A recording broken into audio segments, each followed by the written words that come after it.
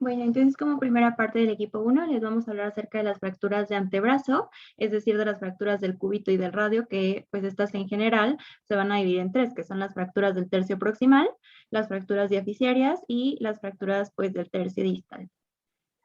La siguiente, por favor.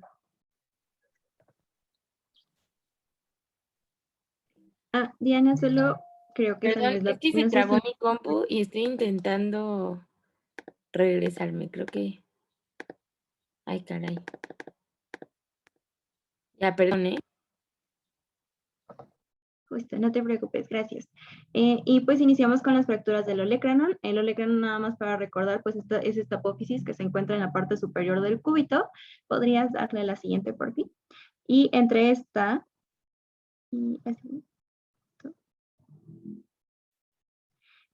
entre esta, pues se va a encontrar esto que se conoce como la escotadura troquear, que se va a hacer una articulación con el húmero.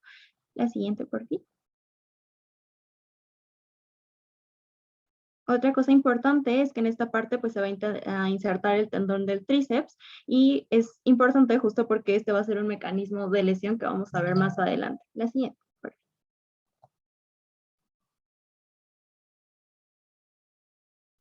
El 10% de las estas representan el 10% de las fracturas de la extremidad superior. La siguiente. Hay dos mecanismos de lesión, uno que es directo, literalmente tal cual cuando el olecranon se expone a un trauma, que este corresponde al 70% de las lesiones, y van a estar también las lesiones indirectas. Esta es porque normalmente hay una tracción del tríceps braquial cuando el codo está en semiflexión. Esto es normalmente muy frecuente en los adultos mayores, que como ya sabemos y lo hemos discutido a lo largo de diferentes clases, pues van a tener osteopenia. La siguiente parte.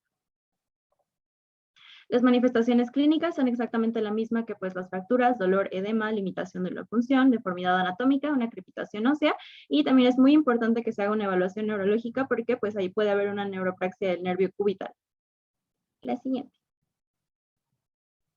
El diagnóstico prácticamente pues se va a hacer por radiografía, se pide igual que siempre una posición antero-posterior y una lateral, como podemos ver en la imagen de la derecha, ahí pues hay una pérdida de la continuidad con el olecranon. La siguiente. Hay diferentes clasificaciones que van a determinar qué tratamiento se le va a dar a estos pacientes. La primera y la más utilizada es la clasificación de Mayo, que esta se basa en cuál es el grado de desplazamiento de la fractura, así como cuál es la convicción que tiene y cuál es la estabilidad húmero-cubital. En base a esto va a ser de tipo 1, que es la que no está desplazada, y a su vez cada una de estas se va a dividir en tipo A y tipo B. La tipo A es que no hay ninguna, o sea, que no está con minuta, y la tipo B es que sí. La tipo 2 es cuando sí está desplazada, pero aún así tiene cierto grado de estabilidad. Y lo mismo, o sea, grado A es A si no tiene ninguna condición y grado B si es que sí está con minuta. Y finalmente el grado 3 que está sí son inestables y igual, A o B. La siguiente, por ejemplo. La otra clasificación es la clasificación de Schanker. Esta es prácticamente cómo se genera el mecanismo de la lesión y puede ser transversa. Esta, pues como podemos ver, ocurre en la parte más profunda de la escotadura sigmoidea y esto se presenta porque hay normalmente una luxofractura, porque hay una tracción repentina y violenta tanto del tríceps como también del braquial, entonces hay una fuerza opuesta y entonces se genera esta que es una transversa. También están las transversas que son impactadas, estas se originan normalmente por un traumatismo directo y como podemos ver, pues hay una conminución que se deprime a final de cuentas. También están las oblicuas, que va a ser el resultado de una lesión por hiperextensión y como podemos ver, comienza en la zona media de la escotadura sigmoidea y se va a extender como hacia abajo, o sea, en zona distal. Después están las conminutas, que pues estas ya las hemos visto muchas veces. Las oblicuas distales, que se extienden en dirección justamente distal desde la apófisis coronoides y compromete la estabilidad del codo. Y finalmente tenemos las luxofracturas, que generalmente se van a asociar a un traumatismo grave. La siguiente. Y finalmente tenemos la clasificación de la aorta. Esta depende también en qué parte se está dando la fractura. Las tipo A1 son las que hay como una abulsión del tríceps y pues por lo tanto pues es donde, que en esta parte donde se va a insertar el olecranon es donde se va a desprender, las que son las metafisarias simples y las metafisarias que son multifragmentadas. La siguiente, por favor. El tratamiento puede ser conservador, puede ser quirúrgico, dependiendo de cuál es la pues, característica de la fractura. Si es que no está desplazada, es prácticamente conservador. Y esto se hace con una inmovilización del brazo, con un yeso braquipalmar. También alguna literatura menciona que se puede hacer con un cabestrillo. Esto en una flexión del codo en 45 a 90 grados.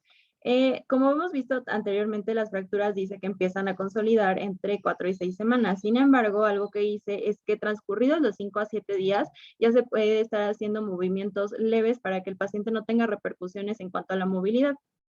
Algo importante también es que se tienen que estar haciendo revisiones continuas con radiografías para ver que no haya un desplazamiento de la fractura.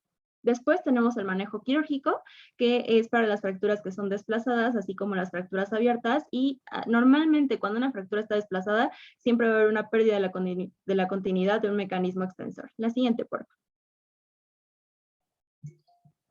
Y pues aquí vemos cuál es el tratamiento quirúrgico. Esto se basa prácticamente en que algo importante es que en la cirugía vamos a encontrar el miembro en decúbito lateral y se va a hacer como una incisión longitudinal posterior que comienza proximal al punto del olecranon y se va a curvar como lateralmente para evitar que conjunte con el olecranon y que se lleve también al nervio. La siguiente, por favor. A esto se le conoce como un cerclaje mediante banda de tensión. Lo que se hace es meter 2 agujas Kirchner, como lo pueden ver a través del olecranon, y entonces después se pone un alambre en forma de 8. Esto va a transformar normalmente las fuerzas de tracción y las va a poner o las va a transformar en unas de compresión. Entonces esto le va a dar mucho más estabilidad a la articulación y entonces va a tener una mejoría en el paciente. La siguiente, por favor. Igual también otro tratamiento que se hace, pues, va a ser una osteosíntesis mediante la colocación de placas y tornillos. Esto ya es como, por ejemplo, cuando son fracturas conminutas, como podemos ver en la imagen, pero esto ya depende, pues, mucho del tipo de fractura que tenga el paciente. La siguiente, por favor. ¿Cuáles son las complicaciones? La más frecuente es la pérdida de la movilidad. También puede haber un rechazo al material de osteosíntesis. Esto también está muy frecuente, hasta el 80% de los casos. Infección no es tan común. Migración de agujas también puede ser posible. También puede formarse hueso heterotópico e incluso puede presentar una pseudoartrosis si es que la colocación de la articulación no está en su lugar. Pues sabemos que hay un desgaste del hueso y obviamente va a ocasionar esto. La siguiente, por favor. Luego están las fracturas de la cabeza del radio. Estas pues ocurren generalmente de traumas por caídas con el antebrazo en extensión. La siguiente. Como podemos ver, pues el método diagnóstico también es una radiografía en posición anteroposterior y lateral. La siguiente, y en base a cuáles son los hallazgos, pues vamos a tener una clasificación, que esta va a ser de tipo 1 cuando no está desplazada. Vamos a decir que no está desplazada cuando tiene menos de 2 milímetros de separación. Puede ser, y el tratamiento de esta, pues va a ser un tratamiento conservador. Esto es un yeso durante 10 días. Alguna literatura refiere que también puede ser durante 14 días. Y después están las tipo 2, que son fracturas marginales desplazadas. Puede tener lesiones asociadas y su movilidad va a estar limitada. El tratamiento va a ser una reducción abierta. Luego tenemos el tipo 3, que son las fracturas con minutas totales y articular de la cabeza radial. El tratamiento va a ser una resección para recuperar la movilidad. Y finalmente las tipo 4, que son fracturas de tipo 1, de tipo 2 o de tipo 3 asociadas a una luxación del codo. Y pues el tratamiento va a ser prácticamente una resección que se haga osteosíntesis y sustitución de la cabeza del radio. La siguiente, por favor. Aquí pues podemos ver cuál es el tratamiento conservador. Igual que siempre se puede colocar pues un yeso. La siguiente. Y el tratamiento quirúrgico. ¿Cuándo va a ser este? Cuando hay una gran conminución en el cuello o la cabeza del radio, cuando hay cuando la función marginal se afecta más allá de 1/3 de la superficie articular, cuando se presentan fragmentos articulares libres o cuando las del cuello del radio tienen como suficiente angulación que requieren una rotación. La siguiente, por favor. Y pues aquí vemos prácticamente cómo se colocaron. En la primera solamente se colocaron clavos y en la segunda pues son estabilizadores mediante placas y clavos. La siguiente, por favor. Y pues esta es prácticamente cómo se hace una resección del radio. Está impresionante. Y pues la siguiente, por favor. Y aquí pues ya una vez que se hace la resección se coloca la prótesis para que haga justamente pues esta función de una buena articulación con el húmero. El siguiente, por favor. Bueno, ahora vamos a hablar un poquito más distal de las fracturas del antebrazo, en este caso las fracturas diaficiarias, tanto del radio como del cúbito. Lo importante de estas fracturas es que normalmente va a suceder en ambos huesos. ¿Por qué? Por la membrana interósea que se encuentra en esta región anatómica. Entonces, si no se hace una reducción, si no se le da un tratamiento y el paciente pues no acude al médico y continúa con estas fracturas, pues podemos perder lo que es la función como tal del antebrazo, que son las rotaciones tanto interna como externa, la pronación como la supinación. Y bueno, pues esta pérdida funcional va a bajar la calidad de vida de nuestro paciente. Entonces, incluso se ha visto que a pesar de que se tiene una reparación oportuna de la fractura, aún así se llegan a tener secuelas de pérdida de función, una vez que incluso se haya consolidado la fractura. Entonces, como les mencionaba, es más frecuente en ambos, o sea, cúbito y radio, normalmente sucede la fractura en ambos huesos. Y también se dice que es más inestable, es más desplazable y tarda más en consolidar el hueso del adulto en comparación del hueso de los pequeños.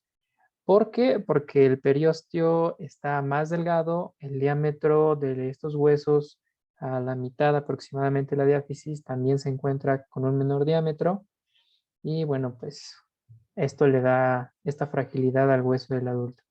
Siguiente, por favor. Bueno, vamos a empezar hablando de la fractura luxación de Galeazzi. ¿En qué consiste esto? Bueno, va a ser una fractura del tercio distal del radio. Y esta se va a asociar a una luxación de la articulación radiocubital distal a nivel de la muñeca. Entonces, lo que mencionaba la literatura es que dependiendo de en dónde se encuentre la fractura, va a ser la luxación. Siempre van a estar acompañados en esta parte del antebrazo. Por ejemplo, si la fractura, perdón, es más proximal, entonces la luxación va a ser a ese nivel, ¿no? Proximal. Si es más distal la fractura, entonces la luxación va a ser más distal. En este caso, como pueden ver, en el tercio distal, que es lo más común que suceda la fractura en el radio, se produce la luxación de la articulación radiocubital distal. Y aquí vemos el signo del tenedor. El paciente puede llegar con el bracito así, con esta deformidad del antebrazo. Y en la parte en medio vemos la radiografía como tal, en la visión anteroposterior, y del lado derecho vemos la lateral. Entonces vemos cómo hay una deformidad de lo que es el radio, está desviado posteriormente, es decir, la angulación anterior del foco pues, está hacia posterior. El carpo y la mano se encuentran desplazados junto con el radio y la deformidad, pues como vemos en la imagen, es sorprendente, ¿no? Y ya una vez que hacemos la reparación, podemos utilizar placas, como ya mencionaba esta Jime, o podemos utilizar un clavo intramedular, como es lo que muestra la imagen derecha, que el paciente tiene aquí un clavito adentro de lo que es el radio. Y bueno, siguiente. Algo que me faltó mencionarles es que podemos tener complicaciones como una pseudoartrosis o bien la pérdida de la función de la rotación, ya sea interna o externa, ¿no? Dependiendo de cómo sea la angulación y el callo o la consolidación del hueso. Bueno, ahora vamos a hablar de las fracturas aisladas de los 2/3 proximales de la diáfisis radial. Estos fragmentos que se crean, como se ve aquí en la imagen, normalmente se acabalgan, ¿no? Y suelen tener una cierta rotación. Como se está cortando también el radio, puede haber una subluxación de la articulación radiocubital distal. Y el tratamiento más aconsejable consiste en una reducción abierta, es decir, vamos a abrir al paciente y vamos a colocar ya sea en las placas o el clavo intramedular. ¿Sale? La guía de práctica clínica menciona que se necesitan utilizar placas con 6 tornillos hacia proximal y 6 tornillos hacia distal, y estos tornillos deben de ser de 3.5 milímetros. Y las complicaciones también pueden ser retrasos en la consolidación del hueso, una pseudoartrosis y deformidad en la rotación, dependiendo del foco de la fractura. Siguiente, por favor. Bueno, aquí vemos igual un paciente, no, adelante, ahí. Un paciente adolescente que igual sufrió una fractura. Y vemos, lo importante de esta imagen es la letra C, en donde vemos cómo se consolidó la fractura y está más ancho que, digamos, la diáfisis más proximal del hueso y que la distal. En esa parte, como se ve más ancho, podemos predecir que hubo una pequeña rotación de lo que es el hueso y pues la consolidación va a hacer que el paciente pierda cierta funcionalidad a la hora de hacer la supinación. ¿Sale? Entonces las complicaciones, igual pseudoartrosis, deformidad de la rotación y retraso en la consolidación. Siguiente, por favor. ¿Cuáles van a ser los mecanismos por los cuales se van a producir este tipo de fracturas? Pues pueden ser directos, pueden ser indirectos. Como en este caso vemos un politrauma quizá por un accidente automovilístico o un trabajador que se está cayendo de su casa, ¿no? Entonces va a tener una hiperextensión y una pronación y el exceso de peso va a crear que se rompan estos huesos, ¿no? Que se fracturen. En la guía de práctica clínica menciona que el 38% de las lesiones ocurren debido a un golpe directo, un 31% por una caída simple, como el trabajador, y un 14% a causa de un accidente de tránsito.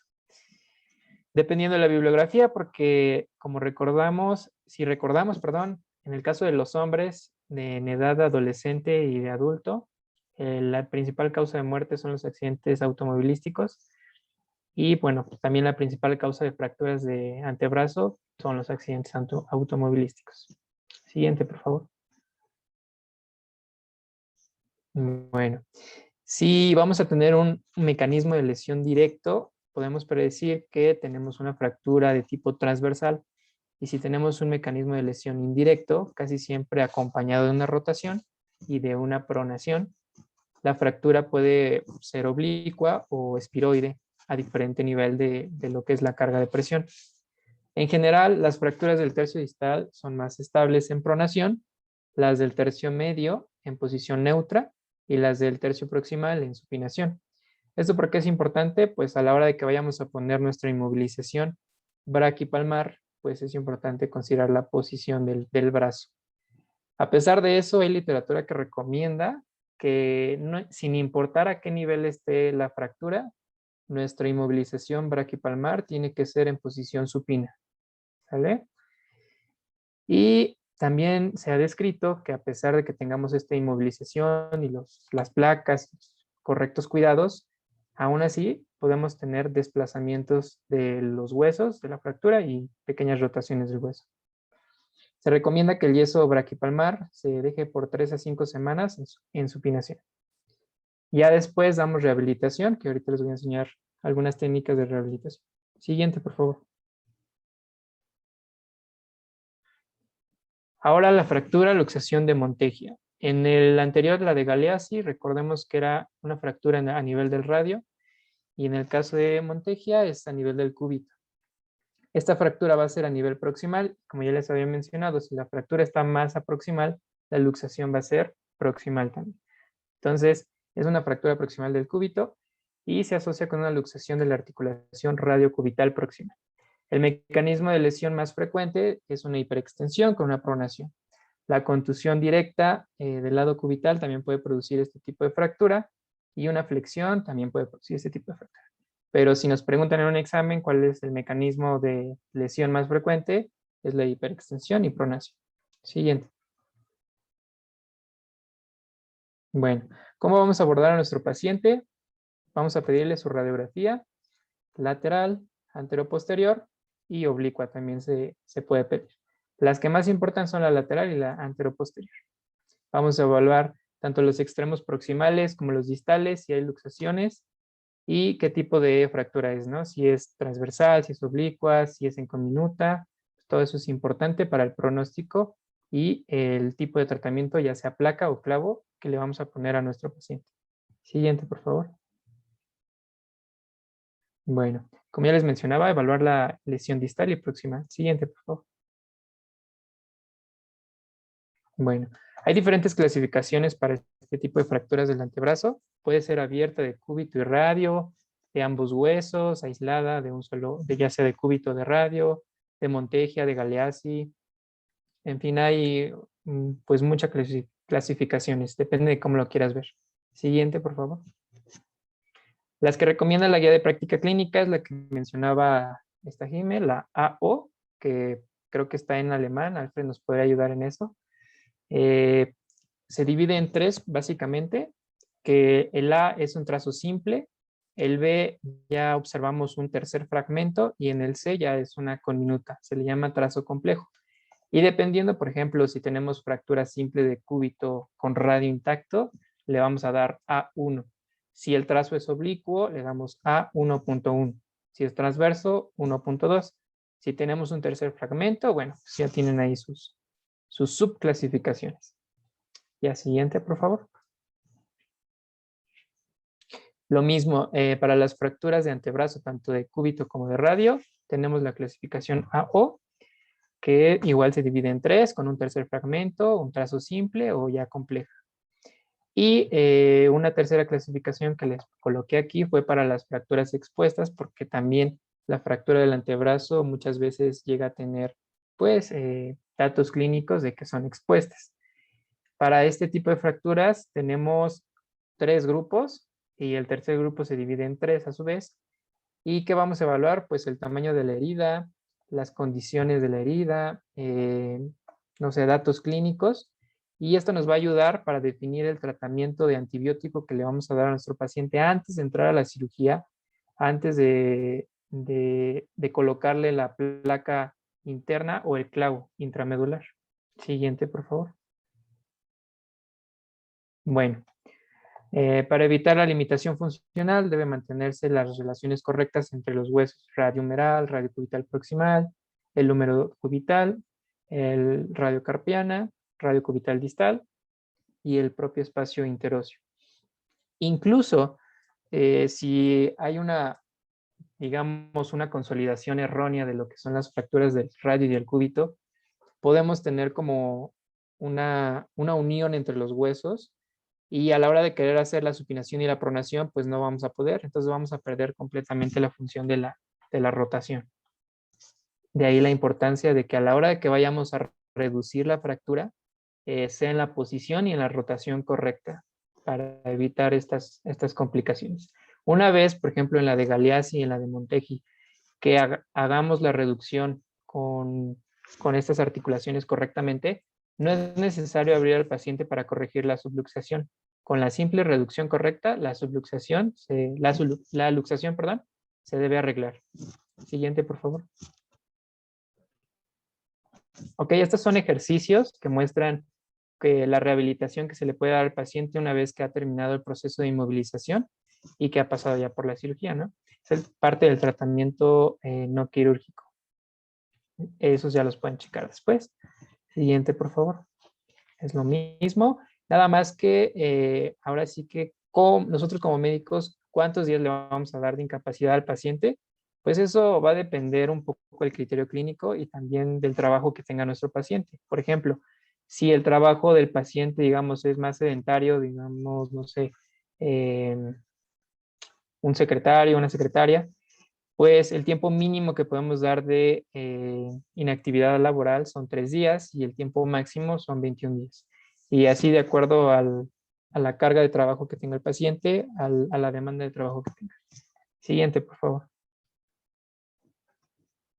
Bueno, dentro del tratamiento quirúrgico, como ya habíamos platicado, son placas y tornillos. Recuerden de la placa, 6 proximales, 6 distales y los tornillos de 3.5. También se pueden utilizar los clavos intramedulares y normalmente se describen como flexibles. ¿Listo? Siguiente, por favor. Bueno, para considerar la fijación externa, esta solamente va a ser para fracturas expuestas y dependiendo de la clasificación, 3B y 3C. Las indicaciones para el enclavado centromedular tienen que ser fracturas segmentarias, algunas fracturas patológicas, falla en la reducción con placa o fracturas múltiples.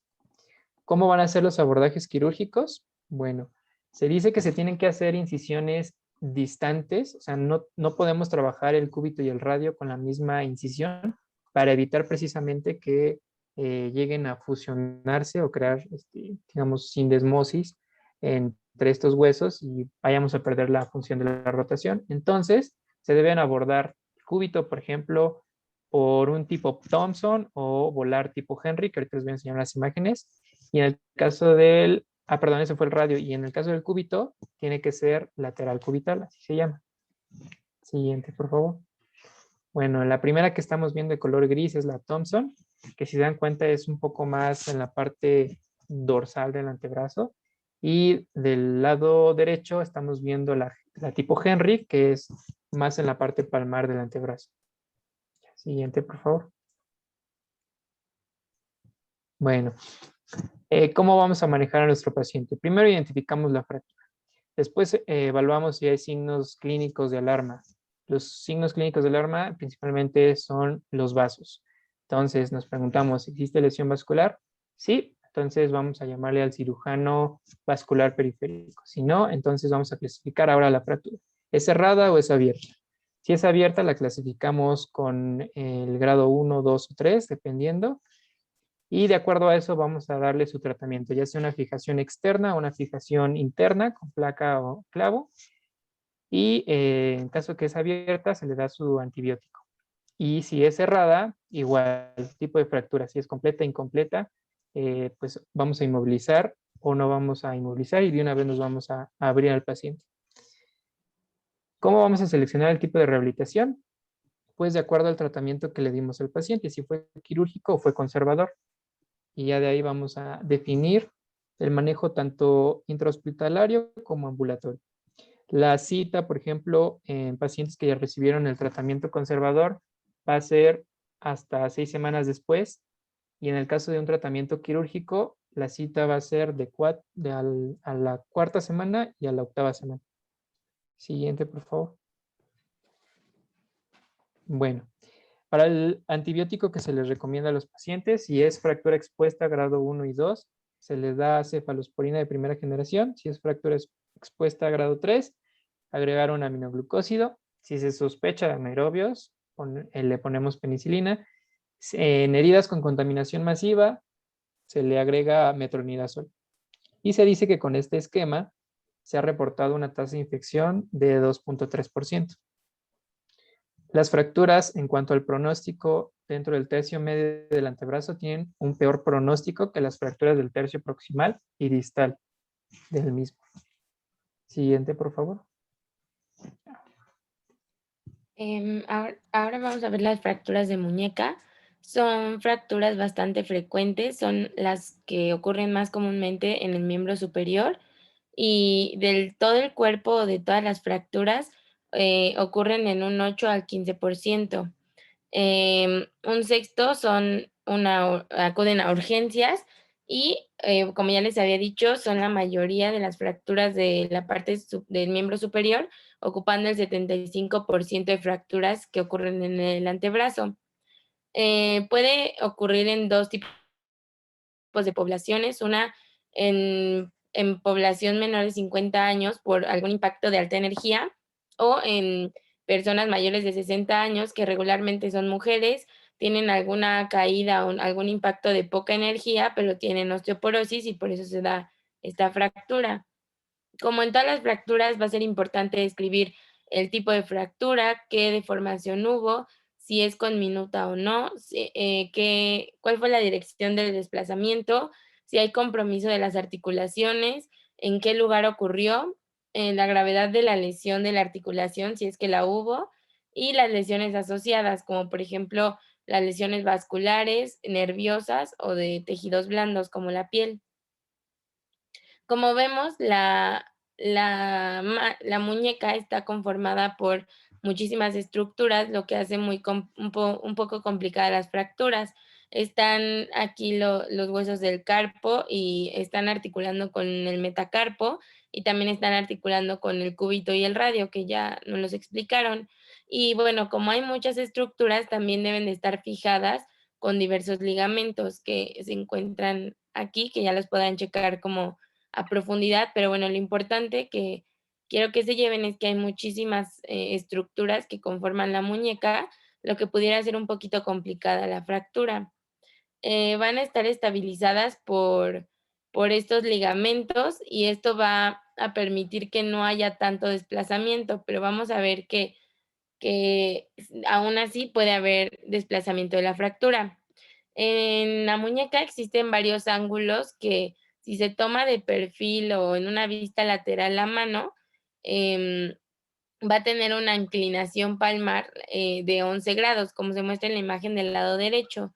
Y cuando se ve de frente, si se traza una línea desde la apófisis estiloides del radio hacia el cúbito, y luego se trazan 2 líneas horizontales que sean eh, perpendiculares a la longitudinal del radio, se va a tener un ángulo de 22 grados y estas líneas horizontales deben de medir entre sí 11 milímetros de diferencia. En la anatomía funcional vamos a ver que normalmente toda la fuerza que se transmite hacia la muñeca o hacia la mano, el 80% va a caer sobre el radio, que digamos que si se alterara esta anatomía o esta articulación, la distribución de esta fuerza que cae sobre el radio también se cambiaría y nos pudiera alterar la biomecánica que tiene la muñeca, porque el radio, digamos, ya les dije, soporta el 80% de la fuerza o del peso, y entonces si se modifica, se nos va a alterar.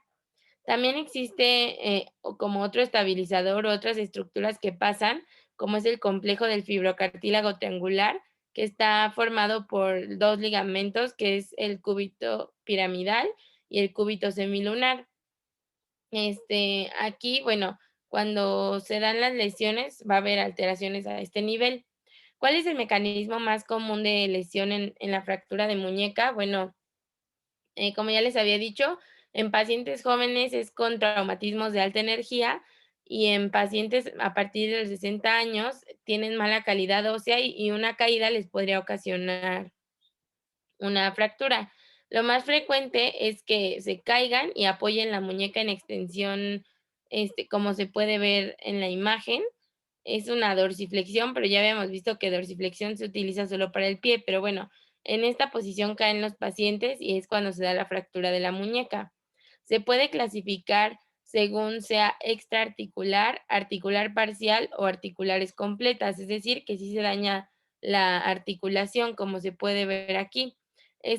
Serían las extraarticulares, estas serían las articulares parciales, que vemos que se afecta una porción de la articulación, o las articulares completas, en donde se daña totalmente.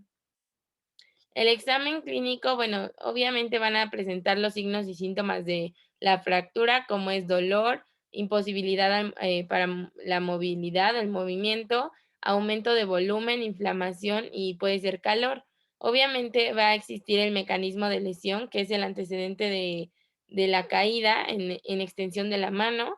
Y bueno, se le pide la radiografía lateral y AP. Se tiene que evaluar, como ya les había dicho, localización, conminución, desplazamiento, si están comprometidas las articulaciones radiocarpiana y radiocubital distal y las lesiones que estén asociadas. También se tiene que ver si es una fractura estable o inestable. Regularmente son inestables por todas las estructuras que conforman a la muñeca. Em, si es intraarticular, hay que ver qué articulación se dañó.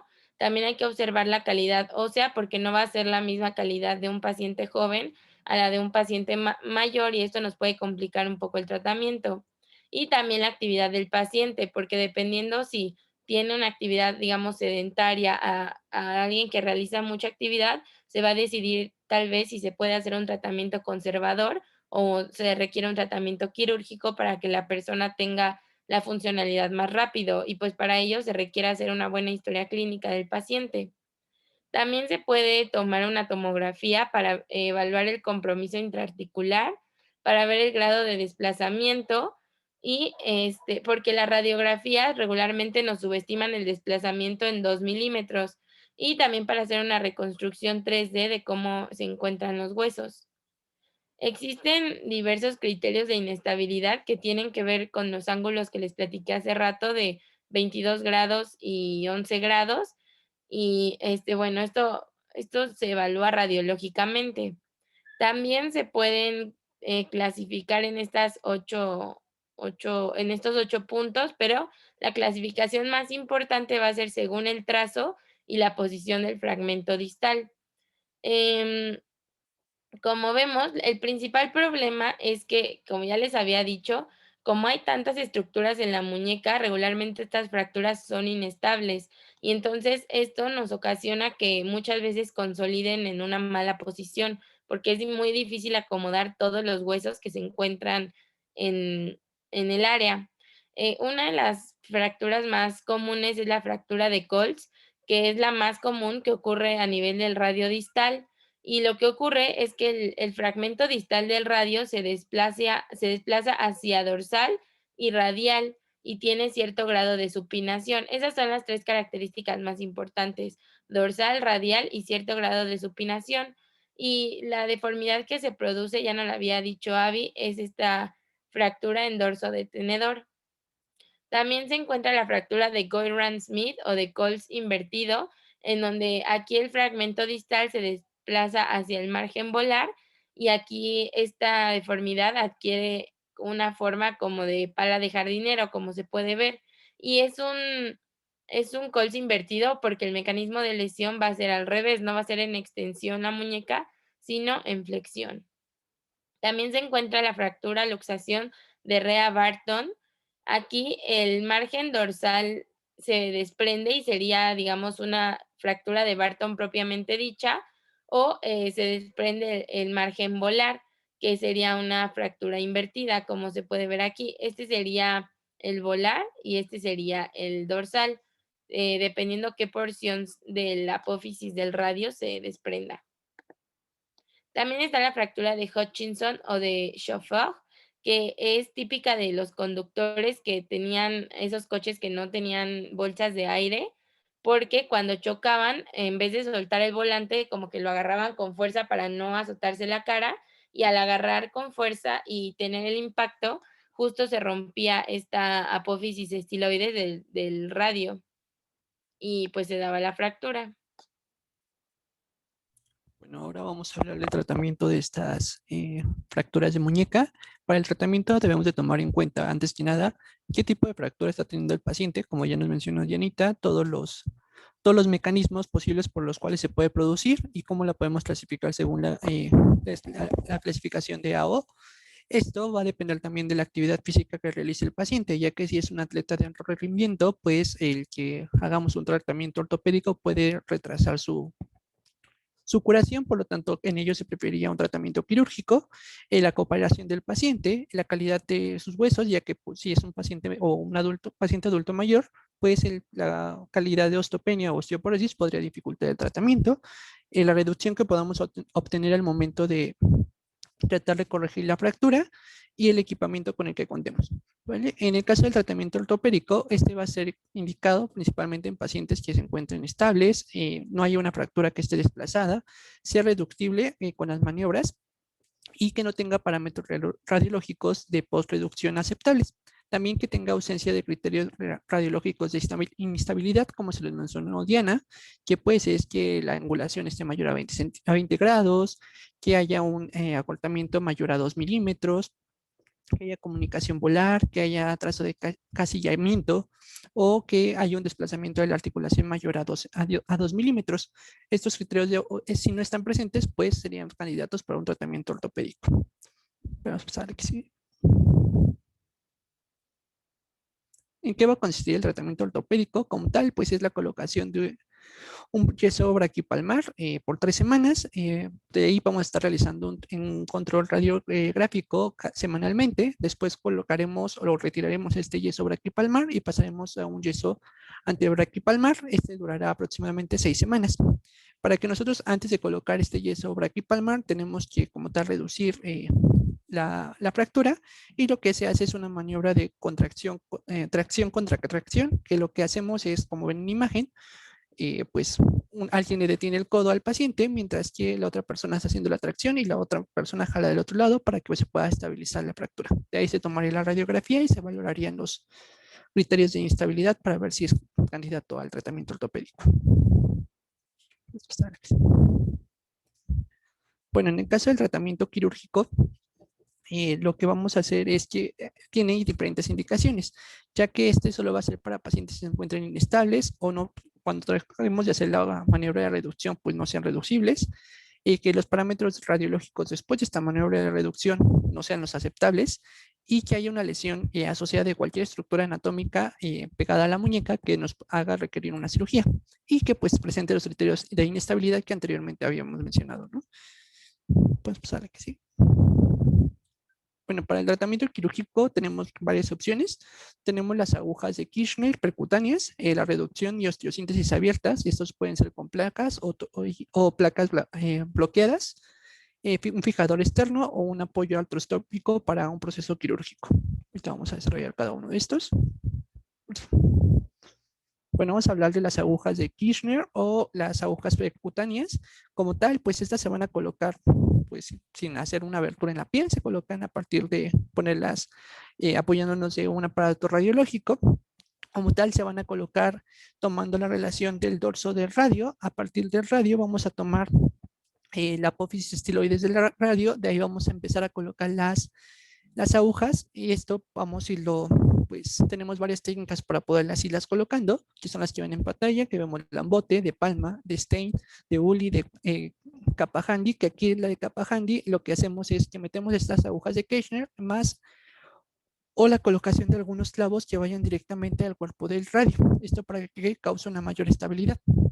Y tenemos el método de Raya-Caj. Como tal, pues los artículos mencionan que ninguno de los 6 es como más recomendado que otro, siguen en estudios para ver cuál tendría un mayor beneficio o que pudiera recuperarse más rápidamente el paciente.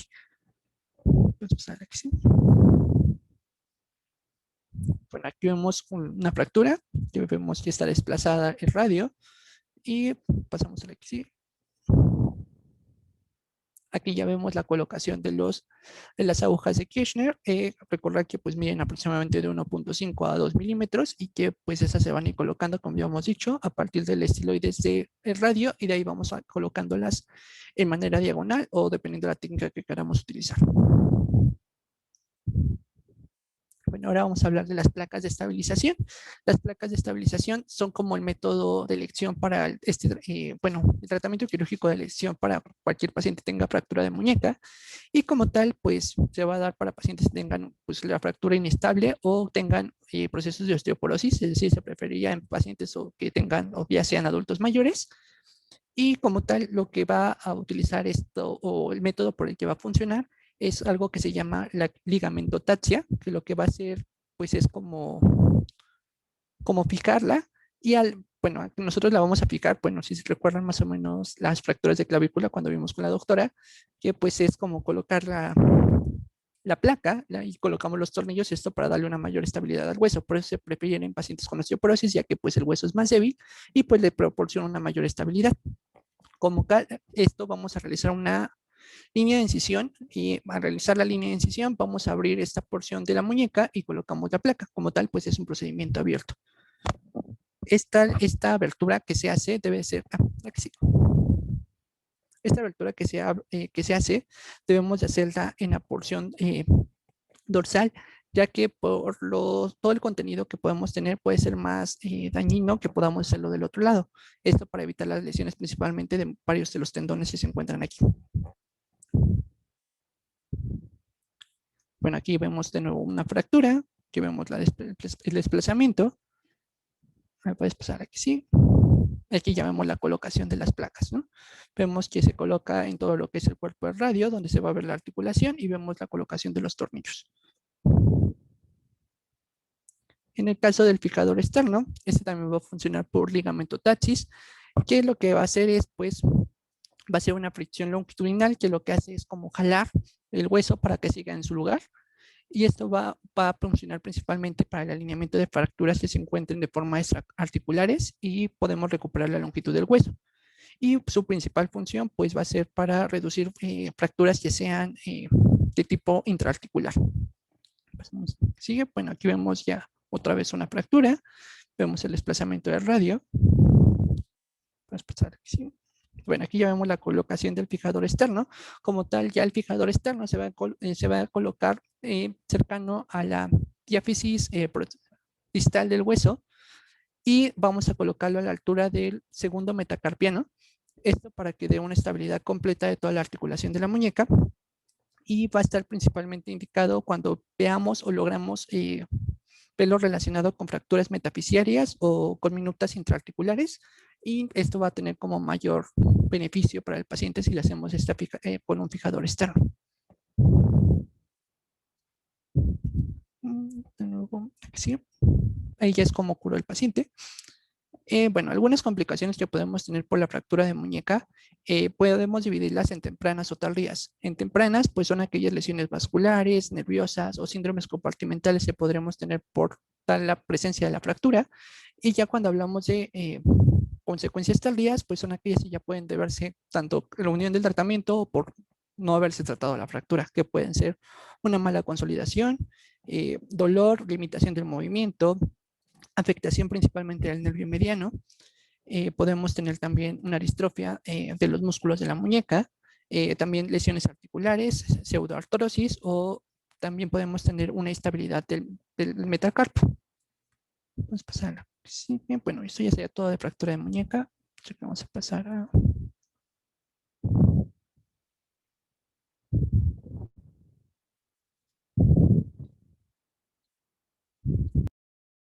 No sé si sea necesario dar clavícula otra vez porque lo vimos con la doctora y es la misma presentación. Pues esa parte, ¿no? Si quieres, pásala a Homero.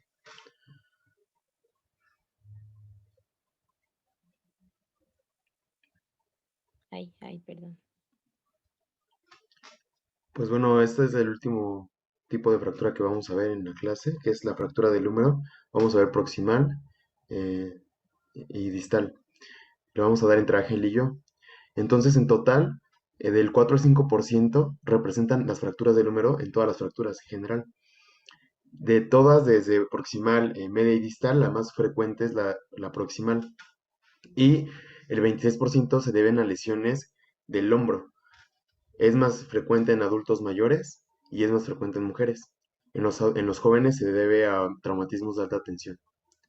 La siguiente, porfa. Recordando un poquito de anatomía, la siguiente.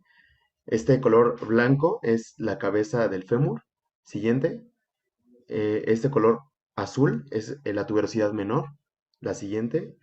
El verde es la tuberosidad mayor. Y la siguiente. Y esa sería la diáfisis del fémur. Entre el color blanco y el color azul, la cabeza y la tuberosidad menor, encontramos el cuello anatómico.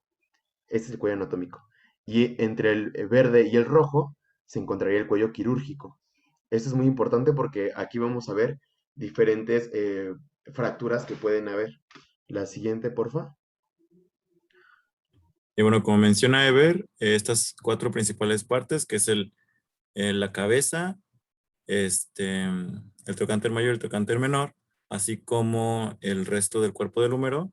Estas 4 partes, según la disposición que comprendan mediante una fractura, es como se van a clasificar. Y esa es la clasificación de NIR o NER. En esta clasificación lo que nos está explicando es cuántos fragmentos podemos encontrar y cómo se pueden dividir estos fragmentos. En general podemos ver esta que divide en 2, 3 y 4 fragmentos. En 2 fragmentos encontramos nada más una fractura. En el primer caso vemos que se fracturó justamente en el cuello anatómico, separando todo el cuerpo del fémur, del húmero, perdón, del húmero con la cabeza. En el cuello quirúrgico podemos ver que se separa la cabeza con los trocánter y el resto del cuerpo. Podemos separar nada más la tuberosidad mayor o únicamente la tuberosidad menor. También podemos encontrar de 3 fragmentos y en esta forma encontramos cuando se separa la tuberosidad mayor, el cuerpo y la cabeza con la tuberosidad menor, o la tuberosidad menor separada del cuerpo y la cabeza que se mantiene junto con la tuberosidad mayor. Y la última es cuando encontramos los 4 fragmentos separados. Y esta clasificación nos sirve porque nos va a hablar del pronóstico y del manejo de los diferentes tipos de fracturas. Siguiente, por favor, Janita. Y bueno, aquí podemos ver otro tipo de clasificación que también lo podemos usar. Lo vamos a dividir en 3 fragmentos, en 3 porciones, perdón. La unifocal, la bifocal y la articular. Tenemos que en la unifocal vamos a dividir en As, que es A1, 2 y 3. En la A1 vamos a encontrar que se separa el trocánter mayor. En la A2 encontramos una fractura que es justamente es subtrocantérica, y en la A3 vamos a encontrar una fractura que está en el cuello quirúrgico. En la B es bifocal, es decir, tenemos 2 fracturas y en total 3 fragmentos, y estos son los fragmentos que van a encontrar. Básicamente es la relación de los trocánteres con la cabeza y el resto del cuerpo del húmero. Y en la C encontramos que tenemos una afectación articular de la cabeza del húmero. También hay otro tipo de clasificación que se llama la clasificación Dangkin, que podríamos referirla, que es esta, que se divide en intracapsular, tuberositaria o del cuello quirúrgico. Y en general es lo que estamos viendo. Podemos ver que si se encuentra en el intracapsular o intraarticular, vamos a tener un diferente manejo de la tuberositaria o del cuello quirúrgico por afectación de la cápsula articular. Siguiente, por favor. Algo que quiero adelantarme un poquito, regrésate 2 diapositivas, es que se den cuenta que en la clasificación de NIR, la única que tiene un tratamiento conservador, es decir, con yeso, sería la lesión de 2 fragmentos en cuello quirúrgico. Todas las demás son un tratamiento quirúrgico, es la única conservadora, y la de 4 fragmentos que vemos aquí, que se separa tuberosidad menor, mayor y cuello anatómico, esta necesita una artroplastía, que es las únicas diferencias en el tratamiento. Entonces, siguiente. Entonces, hablando un poquito la anterior, de las clasificaciones que estábamos viendo con Ángel, si se dan cuenta, en la radiografía del lado superior izquierdo, son 3 porciones las que están fragmentadas, ¿no? Entonces, aquí nosotros hicimos la asociación con estas clasificaciones y encontramos que es una B1. Entonces, vemos aquí la tuberosidad mayor, la cabeza del fémur y la diáfisis, que sería la imagen, aquí está al lado, el dibujito, ¿no? Aquí está justamente. Y abajo se encuentran 2 tipos de lesiones que serían una A3, es decir, una simple en el cuello quirúrgico donde hay 2 fragmentos, ¿no? Pero sin embargo, la del lado derecho se encuentra desplazada. ¿Alguien tiene alguna idea por qué se está desplazando esta cabeza del fémur? ¿Qué ligamentos son los que los están abduciendo? ¿No son los del manguito rotador? Justo, esos se insertan en la letra A, que les pusimos aquí una imagen, y sí, justo son los del manguito rotador, el supraespinoso, infraespinoso, redondo menor y subescapular, ¿no? Como recordatorio para el examen de mañana. Siguiente.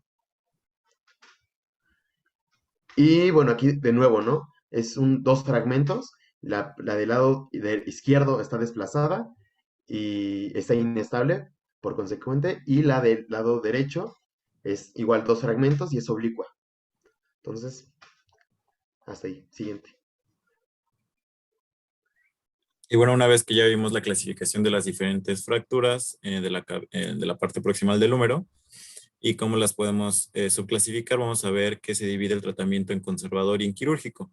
Entonces, el tratamiento conservador, como bien explicó Ever, según la clasificación de cuántos segmentos se van a fracturar, básicamente el que vamos a ocupar es la que tiene una fractura en el cuello quirúrgico. Todas las demás van a ser un tratamiento quirúrgico. El tratamiento conservador es únicamente en las fracturas que es de una parte, las cuales no se encuentran desplazadas o impactadas. Siguiente, por favor, Dan, Jenny. Estas van a representar del 50 hasta el 85% de todas las fracturas de la parte proximal del húmero. Siguiente, por favor. Y hasta más del 85% de estas fracturas que se tratan con tratamiento conservador recuperan una funcionalidad en el movimiento y en el rango de movilidad. Regrese tantito, por favor. Tenemos aquí uno de los métodos que podemos usar como tratamiento conservador, que es el yeso colgante o de Cadwell. Es importante señalar que este método únicamente se debe acoplar en fracturas que no están desplazadas o que no tienen conminuto. ¿Por qué? Porque este método ocupa la gravedad como fuerza, ya que el límite superior del yeso va a estar cercano a la fractura. Entonces, básicamente lo que estamos haciendo es inmovilizar el extremo distal de la fractura y generando una fuerza de gravedad para alinear ambos ejes. Pero si esta se encuentra desplazada, puede o no no impactar con los dos fragmentos, o simplemente no se puede consolidar o se puede consolidar mal. Entonces, siguiente, por favor. Dentro de los diferentes tratamientos quirúrgicos podemos encontrar este, que es con agujas percutáneas, un poquito como lo que habíamos visto en el tratamiento de fractura de muñeca. Aquí vamos a ocupar agujas de Kirchner, y lo que vamos a ver es que se va a generar osteosíntesis mediante clavijas, alambres y tornillos, y en estas se ocupan en fracturas que están o muy desplazadas o no se consigue una reducción adecuada con un tratamiento conservador. En la imagen podemos ver un esquema y una imagen de cómo se colocan estas agujas para fijar y traccionar ambos fragmentos y así poderlos pasar. Siguiente, por favor. En esta, lo que vamos a ver es otro mecanismo de tratamiento quirúrgico, además de las agujas percutáneas. Este ya se hace con una operación abierta. Es una reducción abierta con una fijación interna. En su imagen, en la primera imagen, en la figura, podemos ver una placa externa en la cabeza, en la parte proximal del húmero, con diferentes agujas o tornillos que están fijando las partes. Y podemos ver cómo una atraviesa justamente el trazo de fractura. Esto es importante porque así mantenemos la fijación de ambos fragmentos. Y es lo mismo que estamos encontrando en la radiografía de abajo. Y el siguiente es una fijación con un tornillo intramedular. Este tornillo intramedular ya lo habíamos visto hace rato en la fractura de antebrazo. Y este sirve cuando encontramos fracturas que no responden al tratamiento conservador y que son de difícil manejo quirúrgico debido a la falta de consolidación de los huesos. Entonces lo que se hace es que se mete un tornillo intramedular que va a atravesar todo el centro del hueso, desde uniendo los dos trazos, y se fijan con tornillos transversales laterales, fijando el tornillo intramedular a los trazos, a los fragmentos de fractura. Y ya, siguiente, por favor. Y en esta, pues justamente es lo que les comentaba de la artroplastía, que se da el tratamiento cuando es una fractura de más de 4 segmentos o cuando son fracturas conminutas, principalmente si son intraarticulares, discúlpenme. O sea que va a afectar la cabeza del fémur, que es la que permite la articulación glenohumeral. La siguiente, como mencionó la doctora, pues es de titanio. Y bueno, aquí las fracturas de diáfisis humeral, ya pasamos a otro tema, ya pasamos de las proximales a las de la diáfisis. Y recordamos, bueno, ya vimos la parte proximal de anatomía, pero vamos a ver un poquito de la anatomía distal. Recordemos, está la fosa olecraniana y a su lado lateral encontramos el cóndilo humeral, que va a articularse con el radio. Y la porción que justamente se articula con el radio, con la cabeza del radio, se le conoce como capitelum. Y arribita de él está el epicóndilo lateral. Mientras que al lado se encuentra la tróclea que articula con la ulna. Arriba se encuentra la epitróclea y el epicóndilo lateral. Y ya, esa es la anatomía. Siguiente. Y bueno, en esta podemos encontrar la diferente clasificación de las fracturas de la diáfisis humeral, que es en general el cuerpo del húmero, perdón. Entonces, dependiendo del mecanismo de lesión y dependiendo del estado óseo previo a la fractura, es como se va a generar el trazo de fractura. Y dependiendo del trazo de fractura, es el tratamiento que va a llevar y así como el pronóstico funcional de todo el miembro. Entonces, podemos dividirlo como una fractura transversa. Esta fractura transversa puede ser completa o incompleta. Una fractura oblicua, una fractura espiroidea, que las fracturas espiroideas básicamente es una oblicua larga o prolongada o de mayor tamaño, y una fractura conminuta o múltiple. En general, la oblicua y la espiroidea son más frecuentes en niños, y este mecanismo de lesión se relaciona con niños maltratados o que sufren violencia. Entonces es importante cómo relacionar estas dos partes para revisar cuál es el verdadero mecanismo de lesión en estos pacientes. Siguiente, por favor. Y bueno, en las fracturas de la diáfisis humeral podemos encontrar dos principales lesiones asociadas. Las primeras son las lesiones vasculares y la segunda es la lesión del nervio radial o una lesión nerviosa. Entonces, las lesiones vasculares no son tan frecuentes. Las lesiones vasculares son menos del 5% de las veces. ¿Por qué? Porque cuando se fractura el húmero, normalmente el paquete vascular profundo se encuentra protegido por el paquete muscular, o sea toda la protección muscular rodea al paquete vascular en el canal braquial, y entonces es difícil encontrar una lesión vascular, pero lo que sí es frecuente hasta en un 15 o 20% de los casos es una lesión del nervio radial. Esta lesión del nervio radial se conoce como síndrome de parálisis alta, o también se le conoce como síndrome de Holstein-Lewis, que genera un déficit en la supinación, imposibilidad en extender la muñeca, el pulgar, los dedos, y también va a generar una anestesia en el territorio que inerva el nervio radial, que es el dorso del antebrazo, la muñeca, la mano y los dedos. Entonces, básicamente lo que vamos a generar aquí es mediante la ruptura, la fractura, lo que vamos a generar es que el segmento distal de la fractura oprima el nervio. Entonces, al oprimir el nervio vamos a encontrar toda esta sintomatología. Y ya, siguiente, por favor. Bien, y aquí son igual imágenes radiográficas donde se ven las fracturas de la diáfisis humeral. Esta sería transversal y sería con un ligero desplazamiento. Y este desplazamiento se debe a la inserción del deltoides. El deltoides se inserta un poquito más abajo y aquí el manguito de los rotadores, ¿no? En el trocánter mayor. Siguiente. Igual, esta no está desplazada y es transversal y es en la diáfisis humeral. Y aquí vemos una resonancia magnética que al parecer, a nuestra consideración, es una T1. Siguiente. Y bueno, las fracturas de la diáfisis humeral van a tener diferentes tipos de tratamiento. Este yeso colgante, que fue el que vimos igual en la fractura proximal, también se utiliza aquí en la diáfisis humeral y ya vimos, ¿no? Puede ser de Cadwell o la de fractura en U, de la férula en U, discúlpenme. Y no sé si se recuerdan, pero en la práctica la doctora nos comentaba de un tipo de férula que se le conoce en pinzas para el azúcar. Justamente es uno de estos tipos de yeso colgante. El siguiente tipo de yeso que también se puede utilizar en este tipo de fracturas es el tóraco-braquiopalmar, que, que pues se va a inmovilizar tanto la extremidad del hombro como la articulación del hombro, la muñeca y el codo. La siguiente sería el vendaje de Bell-Pau, la siguiente sería el brazalete funcional. Si se dan cuenta, en el brazalete funcional, a diferencia del yeso colgante, no va a abarcar las articulaciones ya ni del hombro ni del codo. La siguiente.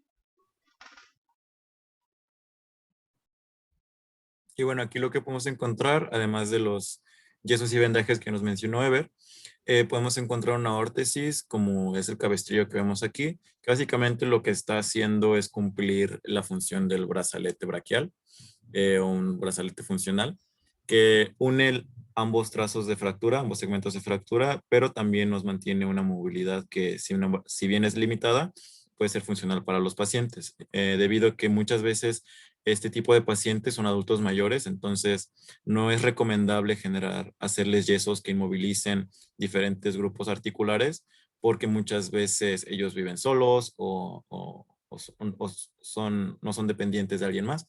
Entonces, nada más así, señalarlo. Y en el siguiente podemos encontrar un vendaje que es un vendaje compresivo del miembro superior, nada más en el brazo, que está soportado mediante todo el tórax hasta la axila opuesta. Y básicamente está generando el mismo efecto de mantener juntos ambos segmentos de fractura. Siguiente, por favor. Aquí podemos encontrar que podemos generar una placa y tornillos en compresión. Básicamente es el mismo mecanismo que habíamos visto en las fracturas previas, con una placa y tornillos de fijación. Siguiente, por favor. Y aquí vemos exactamente lo mismo. Y bueno, el otro tipo que lo vimos también en fractura de el húmero proximal y que vamos a ver también en otros tipos de fracturas de huesos largos como fémur, son estos enclavados endomedulares. Son frecuentes en ese tipo de fracturas y principalmente en fracturas como se ven aquí en alas de mariposa o en transversales. La siguiente.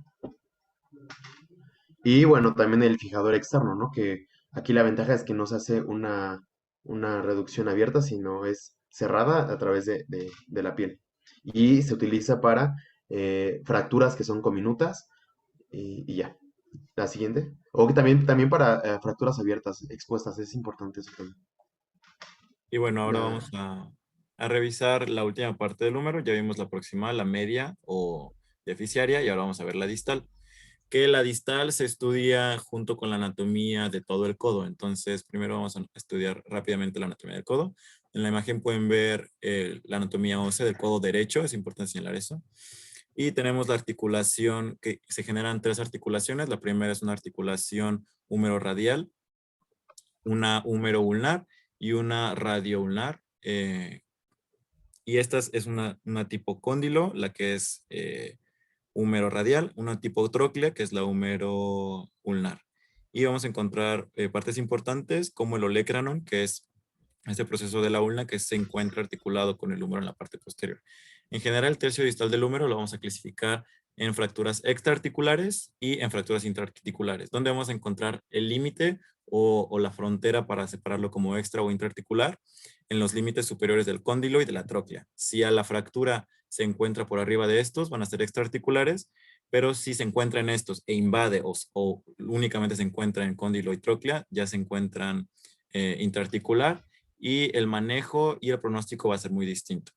Entonces, es importante señalar que las fracturas supracondilias, que son extraarticulares, es la fractura más común del codo en el niño. Entonces, las fracturas extraarticulares se subdividen en las fracturas de los epicóndilos y en las fracturas supracondilias. Siguiente, por favor. Y bueno, aquí vamos a encontrar una clasificación de cómo vamos a dividir las fracturas del extremo distal del húmero. Lo vamos a dividir en extraarticular, articular parcial y articular completo.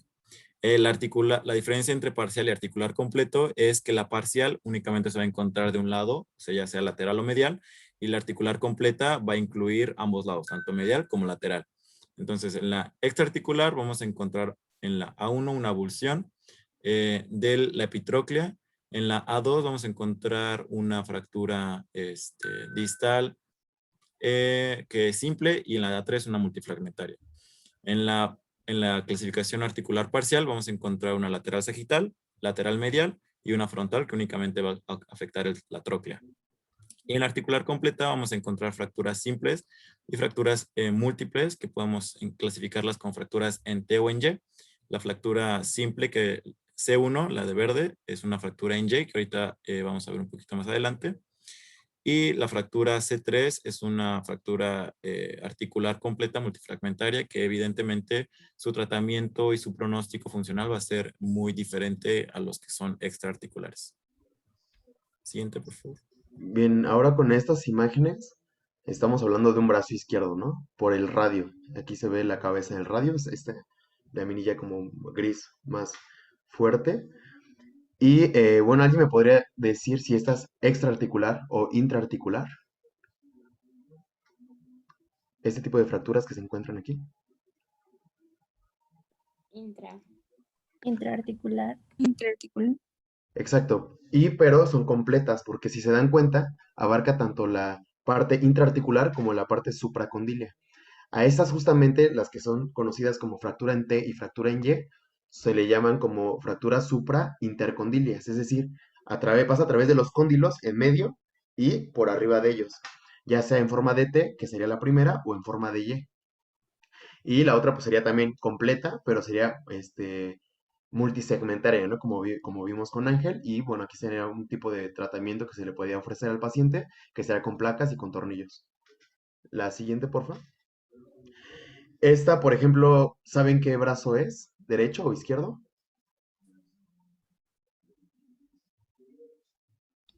¿Izquierdo? Pues no, parece que es derecho, porque justamente en el lado más izquierdo de su pantalla es el radio. Entonces el paciente se Ah, ok, encuentra ya, así. ya te entendí. Entonces es brazo derecho y es una fractura eh, que va a ser intra y extraarticular. Ya vimos por qué, porque pasa a través de los cóndilos y por arriba de ellos, y sería una multifragmentaria. Esa sería la proyección anteroposterior y la de al lado sería una lateral. La siguiente. Y bueno, aquí podemos encontrar, en este caso sí es un brazo izquierdo. Si se ven en el botón del radio, de la cabecita del radio, está lateral, entonces básicamente sería como así, moviéndola así. Este sería la cabeza del radio y es lateral.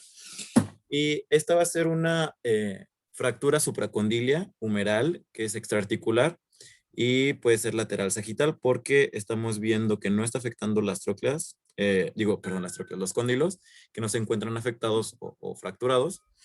Y muy probablemente este fue por un mecanismo de lesión en flexión. ¿Por qué? Porque el húmero se dirige hacia anterior. Entonces, cuando el mecanismo de lesión es en flexión, o sea, cuando alguien cae así, el húmero se bota hacia enfrente o hacia anterior. Y cuando las personas caen con el brazo en extensión, el húmero se bota hacia posterior, o se desplaza hacia posterior. Las que son en extensión, que se desplazan hacia posterior, son más comunes, pero en este caso estamos viendo una que se desplaza anterior. Y ya, del lado derecho podemos encontrar el tratamiento que vamos a ver un poquito más adelante, pero básicamente se ocupa una placa, que es una placa medial con una banda lateral de tornillos que se unen entre sí para unir todos los trazos de fractura. Siguiente, por favor.